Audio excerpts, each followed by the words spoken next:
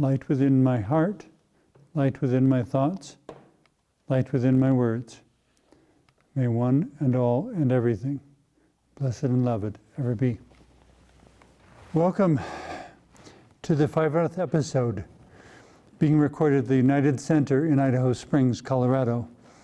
I am Sister Who. How does one summarize 30 years of ministerial work and service? For nearly 450 episodes, the presentations I have done have been unscripted. This time, however, in creating an hour-long special that I initially never imagined I would ever do, I have spent literally months writing and rewriting what seemed most important to mention and remember. The text that follows, therefore, may turn out to be a partial presentation guided by intuition. Of special note is that there was a very substantial concern on December 31st, 1994, that no more shows would ever be recorded.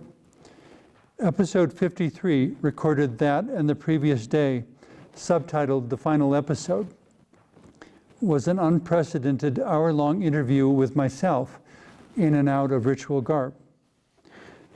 The administration of the time was so adversarial and discouraging, in spite of my being the only producer in that organization's history to produce 4 complete half-hour shows within a single 4-hour block of studio time, which I actually did on 3 occasions. Regardless, at the time that episode 53 was recorded, production was also a year ahead of schedule, and whenever not in active production during subsequent years, episodes have continued to be recablecast again and again.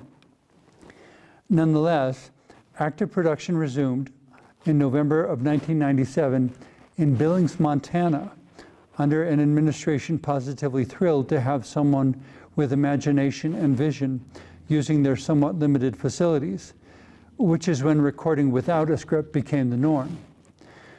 After 30 to 40 new episodes, active production returned to the earlier administration in Denver, Colorado, but was stalled after a couple dozen or so new episodes by adversity and discouragement, even worse than what had previously occurred. At that point, I was finally able to purchase a basic but adequate camera and began creating new episodes within any space available. That's when I started creating 6 episodes within approximately 4 hours of time, a practice that remains the norm to the present day.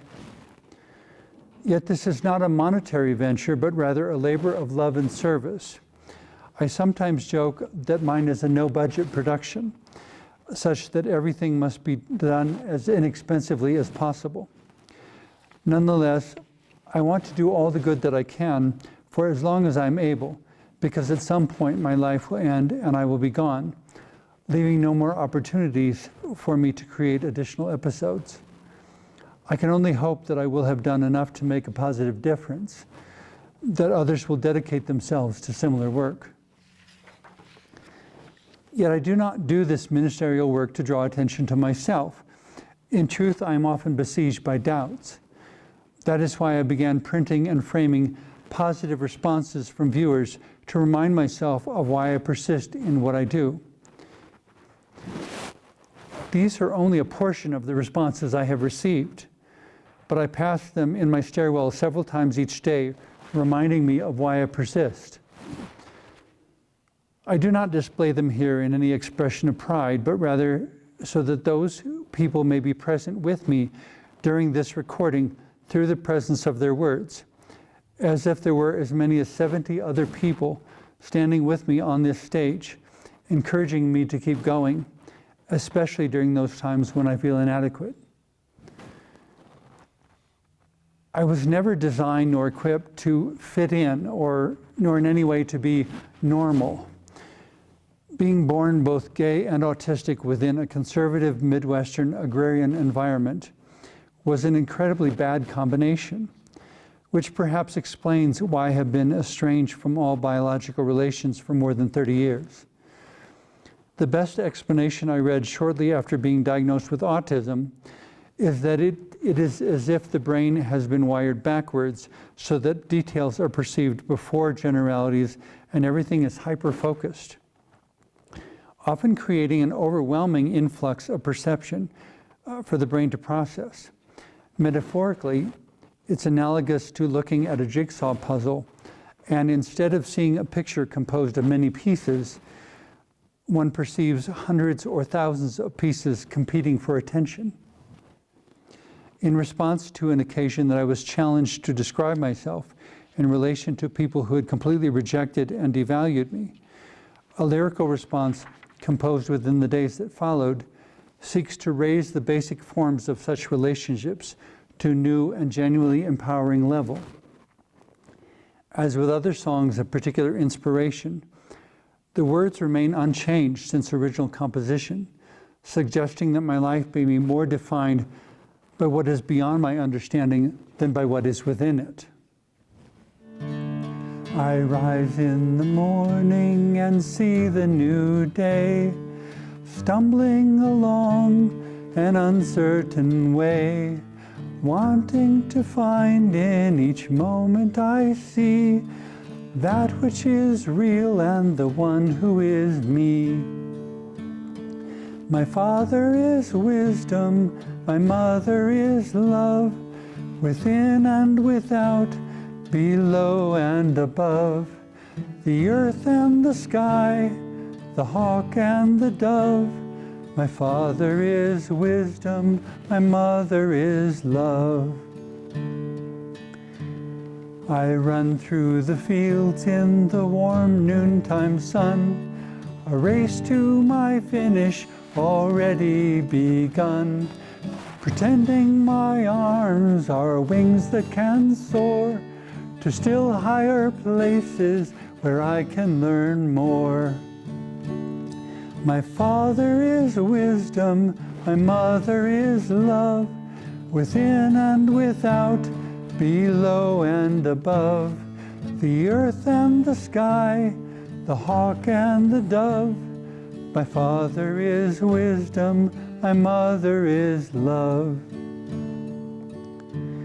In the evening I listen at my father's knee, I attend to my mother's beckoning plea. I speak from my heart with my voice very loud, that what I want most is to make them both proud. My father is wisdom, my mother is love, within and without, below and above, the earth and the sky, the hawk and the dove. My father is wisdom, my mother is love. One day to the next, my journey goes on. Through tears and through laughter, I learn a new song. A song for the orphan and the one who's in pain, that through wisdom and love they be healed once again. My father is wisdom, my mother is love, within and without, below and above, the earth and the sky, the hawk and the dove. My father is wisdom, my mother is love. My father is wisdom, my mother is love. That I did not know what gay was until my late 20s and was not diagnosed with autism until the age of 50 only complicated the challenge I faced. Specifically because of my then undiagnosed autism, however, I oriented to details and developed a strong sense of individuality very early in life, which made living within a neurotypical world obsessed with generalities and categorization quite difficult. A psychologist once directly asked, "Why are you still alive?" I think my response was some form of, "I don't know, perhaps I'm too stubborn to quit." Being consistently proactive and self-motivated may be the reason I have accomplished as much as I have. This includes hiking 16 of the highest mountains in Colorado in complete ritual garb, being awarded a silver medal in an amateur bodybuilding competition, receiving a bachelor's degree in humanities, a master's degree in theological studies, and a second master's degree in human development, rebuilding more than 3 houses, recording 4 albums of original songs, and being currently engaged in the completion of a doctoral degree. With the help of the same brilliant sound engineer who facilitated the first 4 albums and is willing to briefly come out of retirement, a 5th album of original songs is currently in development. I'm still uncertain, however, whether any of that makes me special. I simply did some of what available opportunities and resources would allow. It is rather wondrous to consider that each of us will always be given more opportunities than we're able to embrace. Parallel to all of this were occasions of involvement with what some have described as the gay and lesbian community or civil rights movement, which to my observation may have been a recognizable segment of the population, but rarely if ever has demonstrated qualities of true community. In most ways, I've never so much been a political activist as a citizen willing to speak up, which perhaps identifies me as occasionally a social activist, but not enough to be part of my basic identity. More consistently, I'm an artist and an interfaith minister of mostly unprecedented inclusivity. My interactions within various contexts have included, to the best of my ability without judgment, virtually every belief and relational categorization one can name. I still remember the evening I traveled with a bus filled with others to a memorial concert performed by the famous trio Peter, Paul, and Mary in Laramie, Wyoming, in honor of Matthew Shepard, who had previously been murdered there simply for being gay.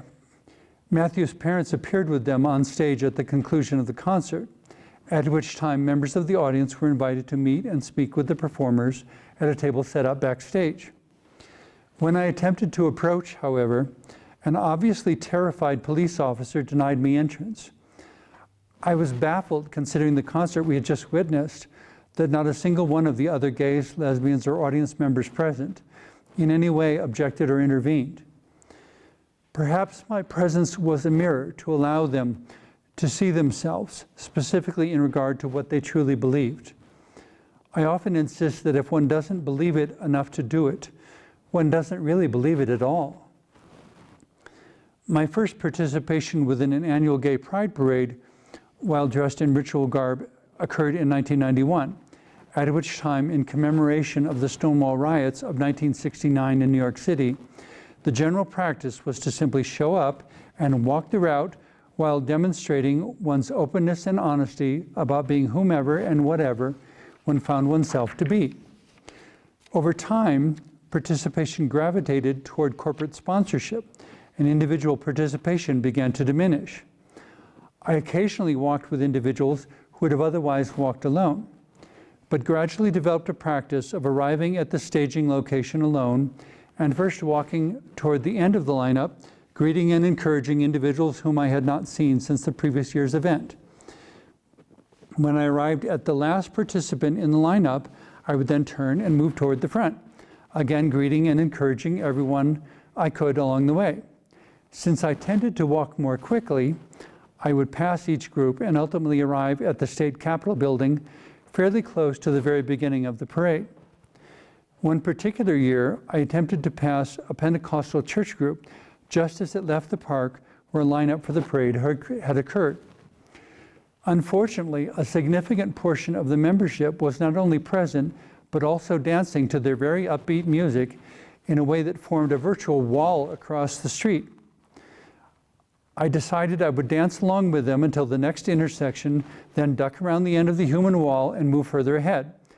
After all, we were all aligned with the gay, lesbian, bisexual, transgender population in specifically spiritual ways anyway.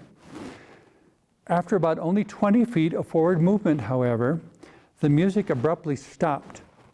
In the subsequent silence, the lesbian minister riding on the central platform called to everyone within hearing, "Sister Who, move away, we don't want you walking with us." I was stunned that once again no one objected. Whatever advocacy for inclusivity and tolerance was needed, I would have to do it all alone. I walked to the wall of congregants, stopped, and asked the person in front of me, "May I be allowed to pass?" Like the biblical parting of the Red Sea, the person stepped aside, I stepped through, and nothing more was said, even when I later passed within 10 feet of the same minister during the subsequent Pride Fest event. On another occasion, I was told that I wasn't gay enough because I had never performed within a gay or lesbian bar. I simply shrugged and said that I've never been requested to do so because I'm a minister and a teacher rather than an entertainer or a performance artist.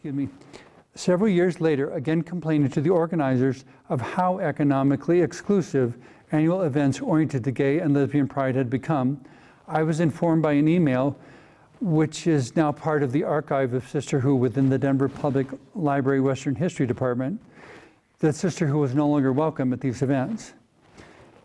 I recall the time-worn witticism that those who do not know the mistakes of the past are condemned to repeat them. I've often been guided by a verse attributed to Pastor Martin Niemöller, a World War II Holocaust survivor, which identifies numerous groups, each time remarking that because he wasn't one of them, he said nothing, before concluding, "When at last they came for me, there was no one left to speak up."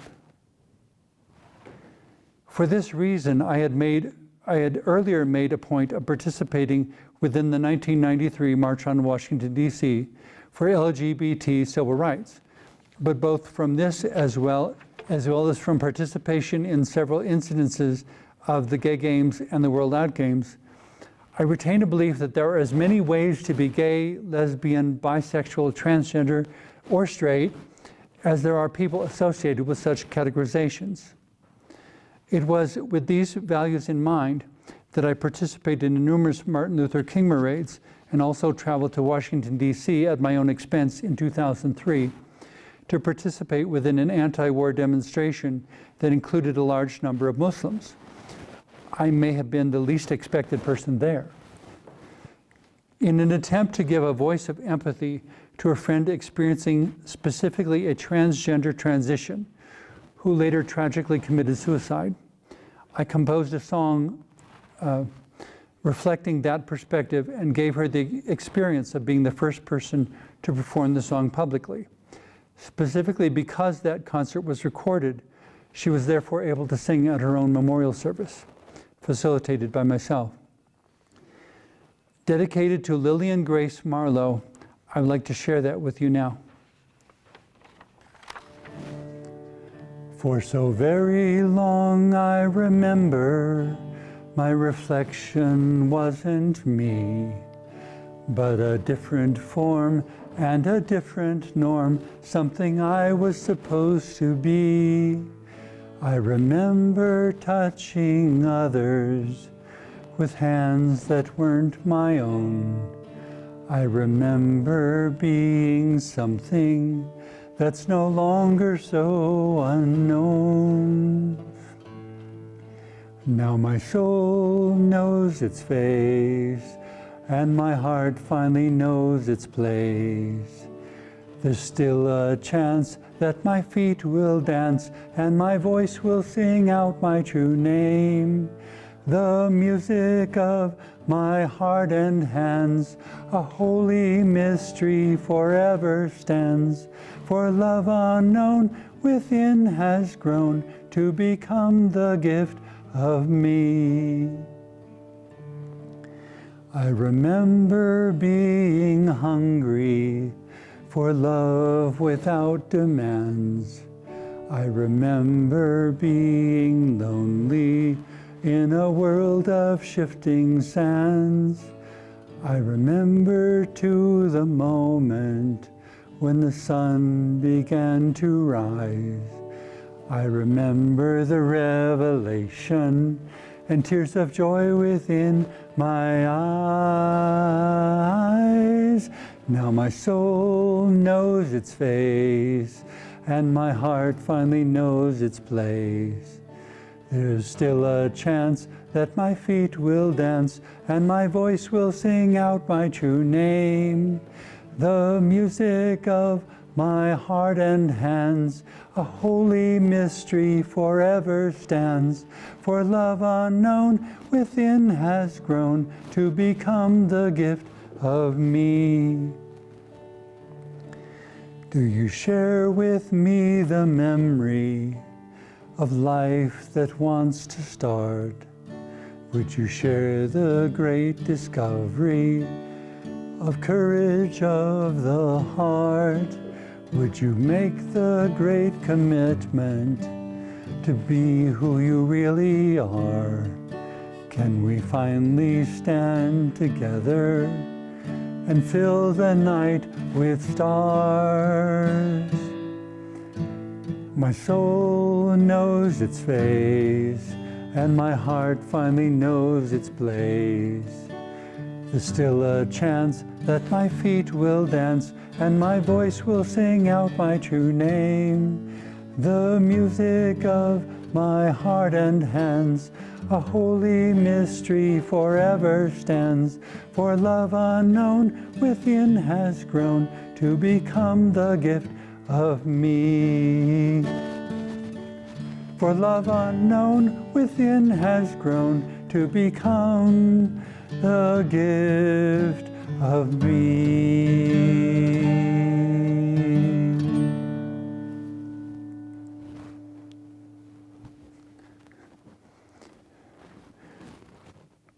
The first time I volunteered to assist with an annual AIDS-related fundraiser, I was told not to come because it would somehow distract from the primary message of the event, as if persons such as myself were unconcerned with the AIDS epidemic, which actually, after more than 40 years, has never ended and now includes a cumulative death toll of over 32 million. History includes, however, as told to me by my spiritual godmother, Sister X, who was the one who gave me my name, that the first safer sex education and the first AIDS-related fundraiser were done in 1983 by a theatrical group of gay men in San Francisco using the name the Sisters of Perpetual Indulgence.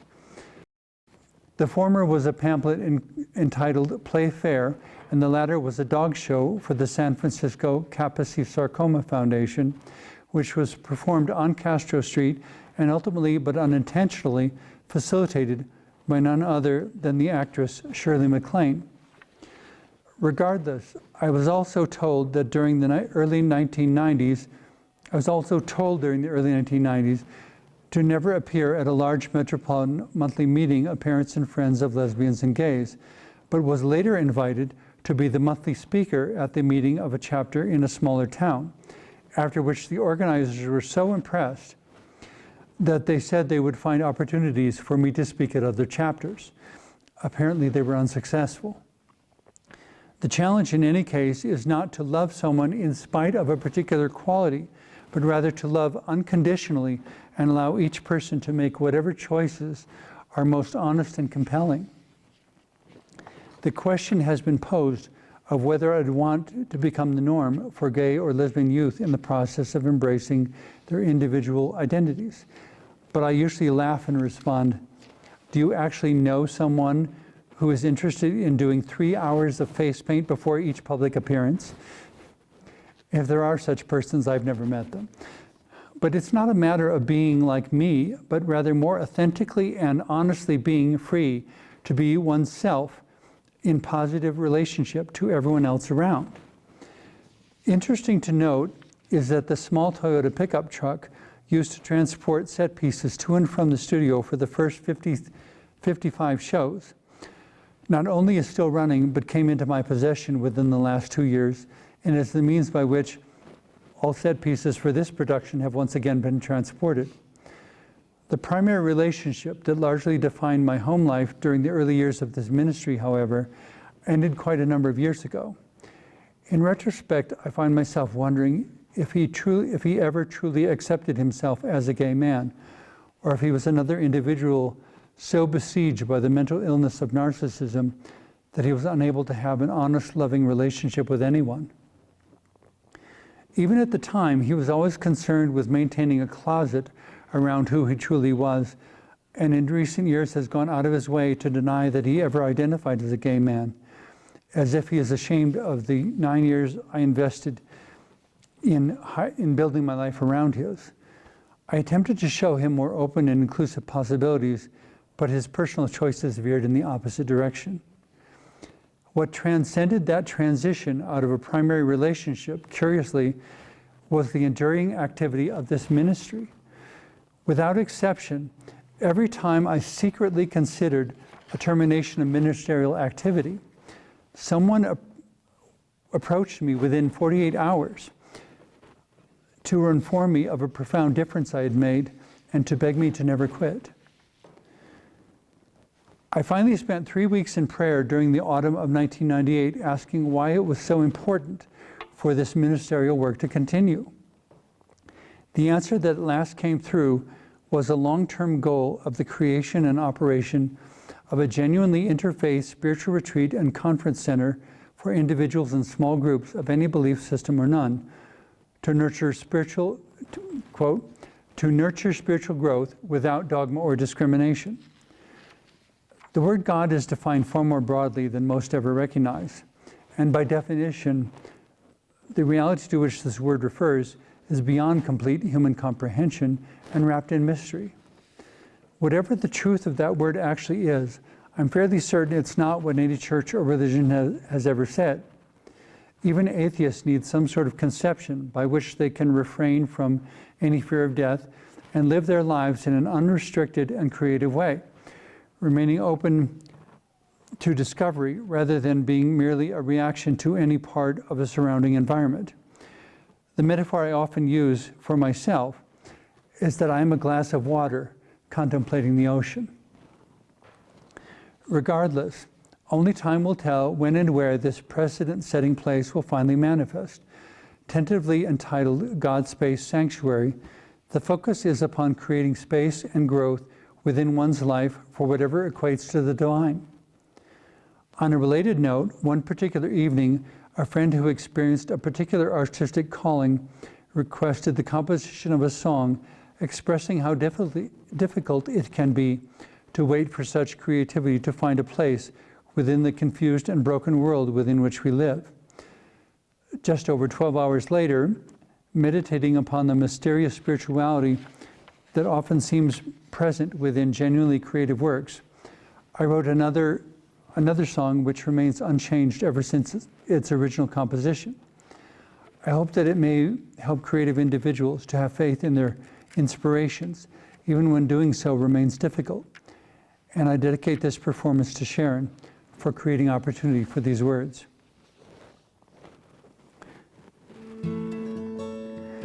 As I walked into the room, he stared down at the floor.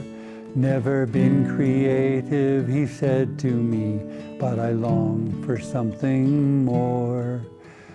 Now you're here, I smiled to him, to learn what color is for.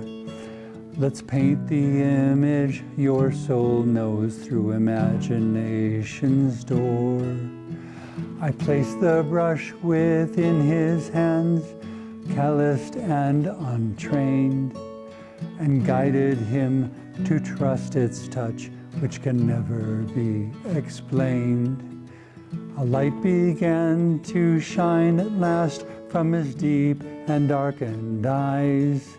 And then I woke within my bed to once again realize the dream I have has yet to find its perfect time and place. Yet by the holiness and love it holds, I know I'll see its face as the one you've chosen to bestow within this very troubled time. I'll do my best to serve, dear God, this healing touch of thine.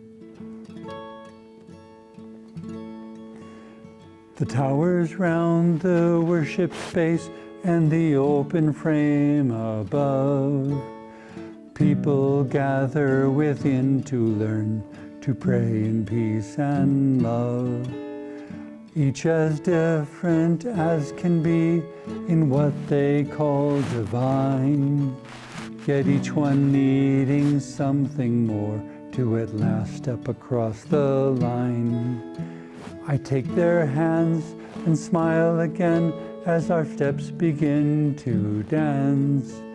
I help them find the confidence to finally take a chance.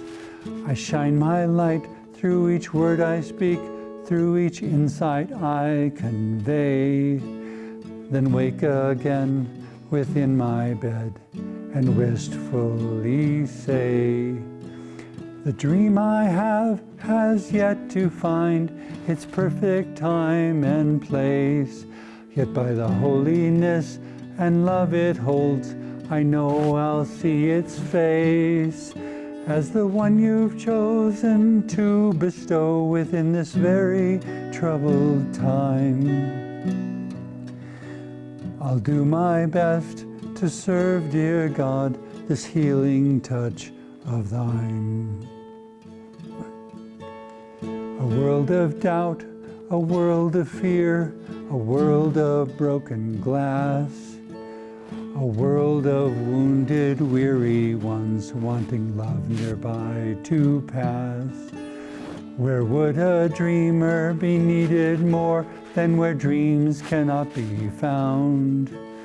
Where better the musicians tune than where there isn't any sound. Once again I drift off to sleep, knowing soon the day will come when what was a dream is now the world playing in the sun. Yet if for now it must be a dream, it's a dream that I will hold until that morning bright and clear when such beauty will unfold. The dream I have has yet to find its perfect time and place, yet by the holiness and love it holds, I know I'll see its face as the one you've chosen to bestow within this very troubled time. I'll do my best to serve, dear God, this healing touch of thine. I'll do my best to serve, dear God, this healing touch of thine.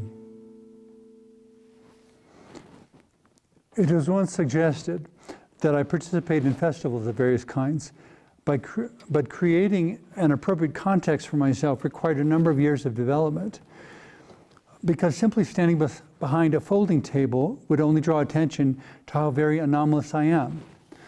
What ultimately emerged was an absolutely unique structure that I call my portable chapel. Innumerable individuals have commented on the peace and spiritual focus they feel within the space whenever it is publicly employed.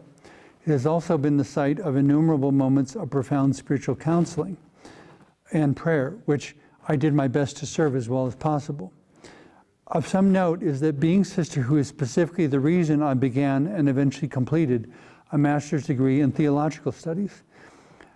During that time, I also began writing modern versions of morality plays, featuring myself as a sort of everyman character. What most people do not know is that I received electronic anonymous hate mail 3 days before the first performance and was very shaken emotionally, but understood that it was all the more important to go forward with the presentation.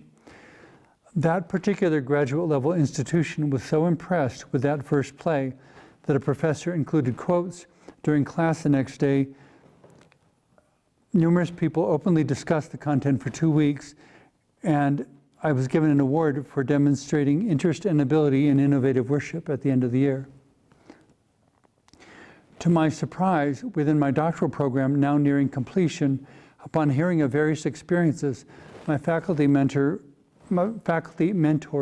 was insistent that Sister Who be part of my dissertation. A few years prior, I had also created 78 distinct photographs that were used for the Tarot of Sister Who. which is essentially a pictorial language of symbols designed to support continued personal and spiritual growth. Again and again, at the moment, I imagine that this ministerial work has done as much that it can do. Activity instead expands into unprecedented areas. Among such possibilities is the dynamic I seem to have embodied of being a bridge between contrasting points of view and experience, striving to affirm the inclusivity of the extended family that humanity ultimately is. With this in mind, I wrote a song for a holiday special containing verses from more than a half dozen diverse frames of spiritual experience, which are ultimately summarized within the chorus and final verse. Light that is love, light that is peace, within and all around, may it shine in you and me. Around the world we all join hands and our voices start to sing. Let there be peace, let there be love to every living thing. Light that is love, light that is peace, within and all around, may it shine in you and me. Within and all around, may it shine in you and me.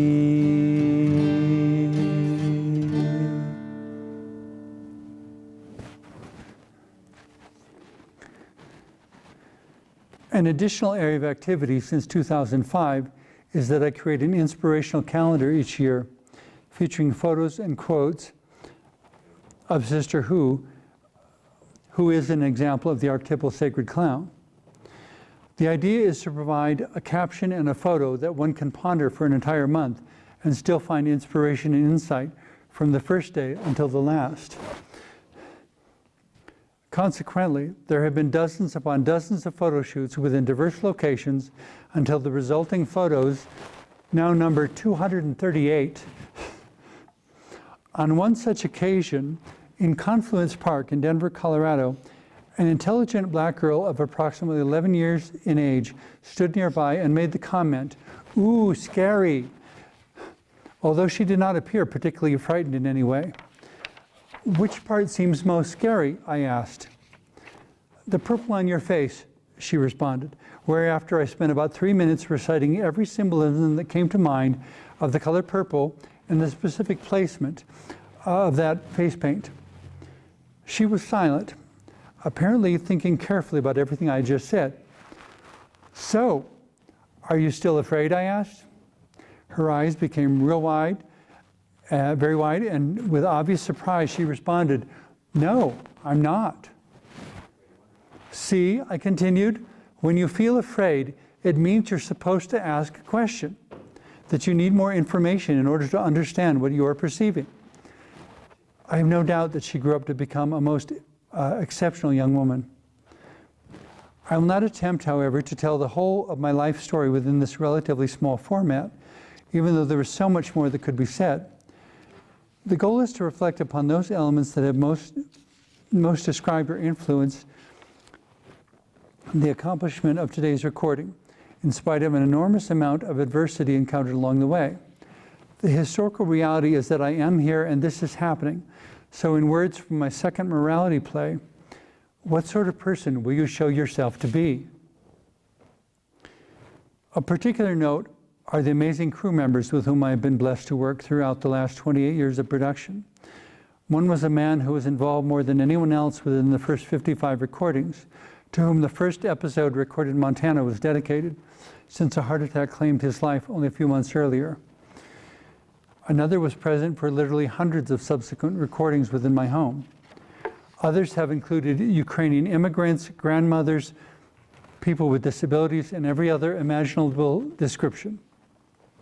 In words attributed to the perhaps controversial person of Mother Teresa, it is not a question of being a special person, but rather of coming to a situation, seeing what one can do, and doing it. With such a dedication to service in mind, within one of the morality plays I composed, this prompted the following chorus as a musical transition between dialogues. In my nothingness, seeds of life may grow. In my somethingness, light may finally show. In my growingness, wisdom I may know. In my beingness, love may finally flow. Specifically because public access television requires collaboration without judgment, I still remember the day when a man assisted with my production as a camera operator before requesting that I operate the control room for subsequent recording he wished to make. So while still dressed in ritual garb, I moved switches and sliders for recording promoting the John Birch Society. What remains essential, no matter what one's opinion may be, is ongoing constructive dialogue. Philosophically, with perhaps surprising consistency, I have maintained since the very beginning, that a person is a person after all, which actually arises from a viewing of an animated version of Dr. Seuss' Horton Hears a Who that I still remember from early childhood. In a similar way, in attempting to respond to questions regarding my gender, I've never attempted to hide the fact that I'm a gay man. But thanks to Dr. Seuss, I consider my ministerial alter ego to be a deeper level of personhood which precedes gender and orientation. More directly, in moving toward any sort of wholeness as an individual, one must first consider what it means to have a unique consciousness, perspective, and voice, to be a who. The next consideration is to ponder how this voice is subsequently modified by having a particular gender, further modified by having a particular orientation, and thereafter influenced by various cultural, linguistic, and religious societal qualities. The problem with any sort of categorization, which includes all forms of bigotry, is the imposition of various kinds of blindness. One inescapably projects the qualities associated with the category instead of engaging in honest dialogue to learn the truth of the particular individuals. Hence my recommendation to stop chasing the categories. Labels can only suggest questions to ask, but never answers to hold.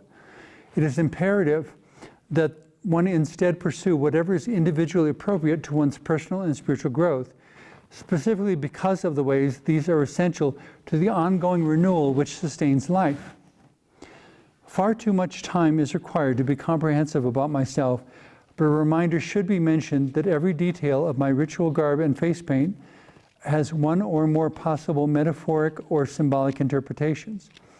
I do not attempt to dictate the answers anyone must hold, but rather to encourage questions, thought, and reflection in ways that inspire personal and spiritual growth. More concisely, I am an opportunity which some embrace and some avoid, but I remain the complex and multidimensional being that I am, eager to serve love and wisdom in any way I can.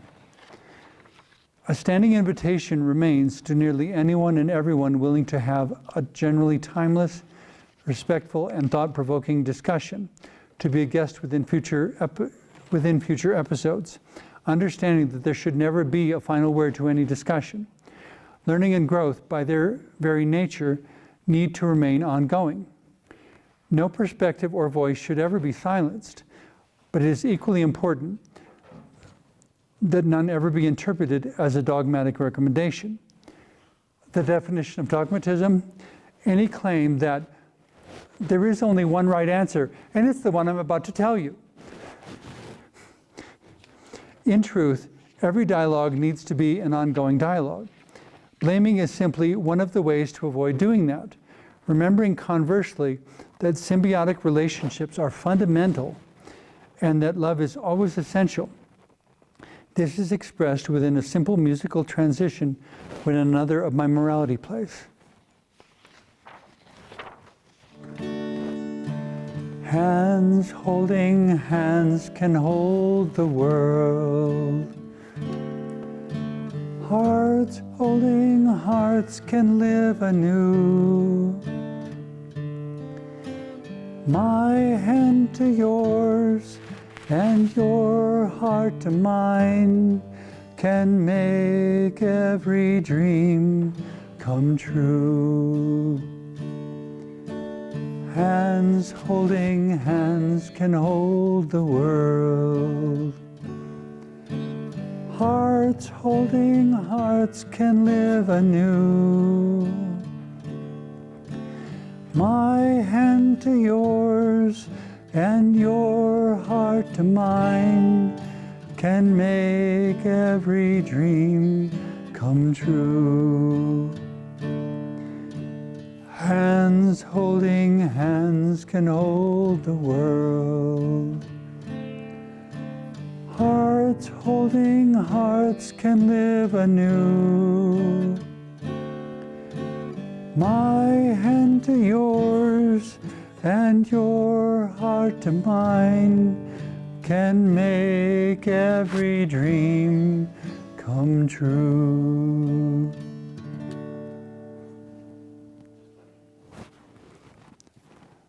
Associating with numerous academics within my graduate level studies, most of whom claim to be concerned about social justice issues, I noticed there is no such issue that is not in some way related to economic disparity, yet activities addressing this incongruity seem minimal at best.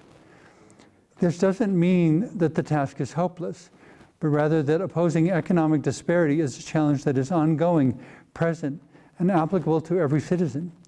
Taken one step further, in the words of Thomas Jefferson, when oppression becomes law, resistance becomes duty. Basic love and decency demand this. Narcissism, the negation of relationship, is a mental illness that is adversarial to any sort of relationship. We live within an age characterized by, among other things, economic obsession. If this were focused upon anything else, it would also be immediately regarded as a mental illness. For questionable reasons, any obsession with money is often not only excused, but also enabled. To my observation, however, with amazing consistency and no exceptions, when money becomes the measure, relationships always suffer. Conversely, but in a similar way, the quote has often been repeated, that power corrupts and absolute power corrupts absolutely. In contemplating this deeply, however, I finally recognized that there is only one exception: love. Love is the power that brings all other powers into harmony. If love does not go first, however, the quote remains true. Another aspect of 3 decades of this unconventional ministry is the way the context has changed.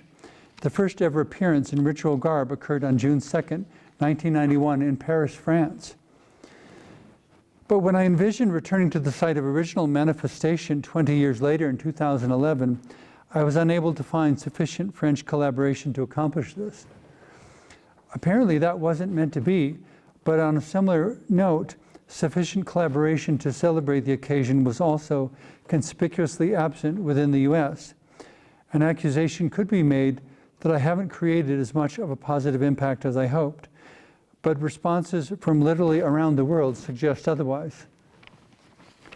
In fact, since the time an internet YouTube channel was created 12 years ago, I have now received viewer responses from 5 of the world's 7 continents, and am in the process of translating episodes of Sister Who Presents into German and Spanish, thanks to both requests from viewers and volunteer assistance. The count of subscribers to my YouTube channel at this point is over 3,500.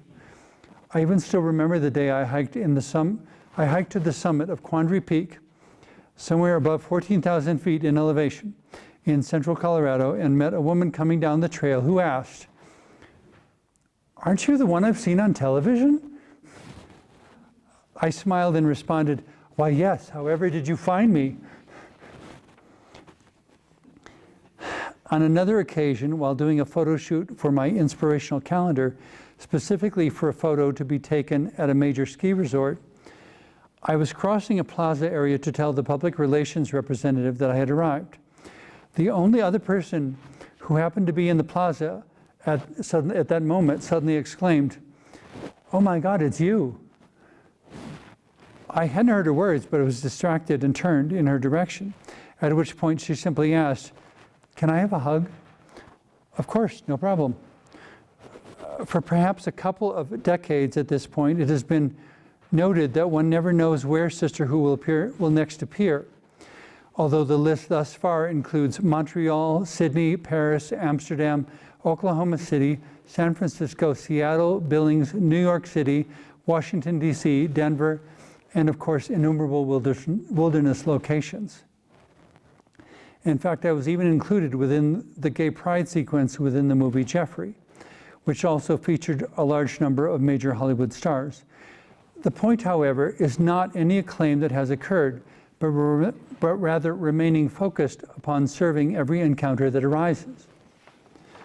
So the work goes on, regardless of whether or not it is in any way financially self-supporting. In spite of whatever abilities I may have in areas of creativity and spirituality, the contrasting areas of bookkeeping, bureaucracy, and business management are areas in which I must depend upon others, although I seem to do fairly well at spending extremely little on set design and construction. I use computers extensively, but there are a great number of technological challenges which remain beyond my reach and consequently must be done by others if they are done at all. My part is to persist in being whatever embodiment of wisdom and love I'm able to be, and therefore bring a sort of divine presence to every circumstance and situation I experience. Considering the diversity of humanity's cultures, languages, and perspectives, inclusivity is everyone's job. To respond effectively to life's spectrum of challenges, we require more than the wisdom, understanding, and ability that any single individual possesses. We have to work together. Whether typical or anomalous, every example is important. Individuals, groups, and the whole of creation. Empowering each with as much love and wisdom as possible is at the heart of every recommendable philosophical and spiritual conception. Translating this central commitment to kindness across what could otherwise become linguistic or cultural barriers is central to the, thus far, 3 decades of service I've offered. So in conclusion, I would like to extend to each of you, in 4 languages, the blessing of Sister Who, and earnestly hope that your personal understanding of these words will continue to grow.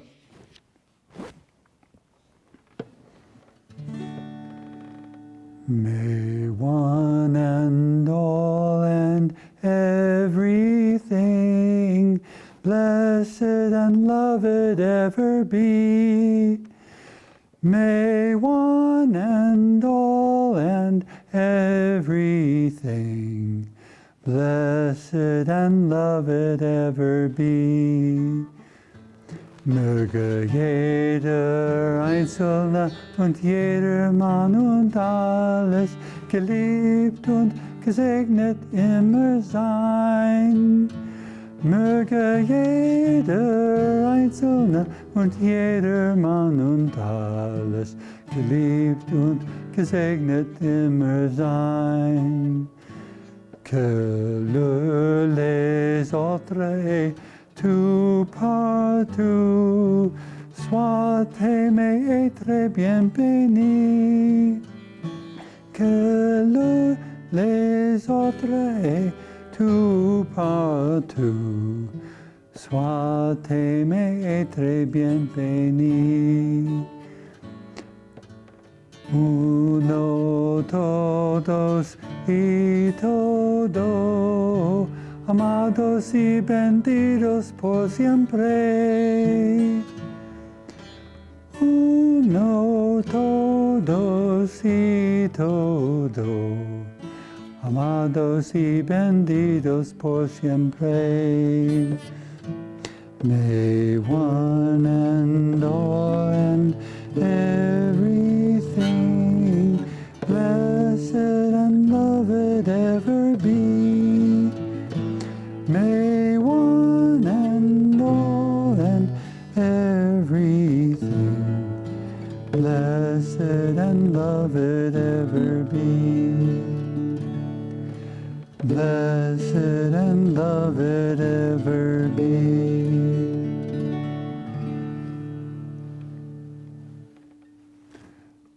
Thank you very much for watching.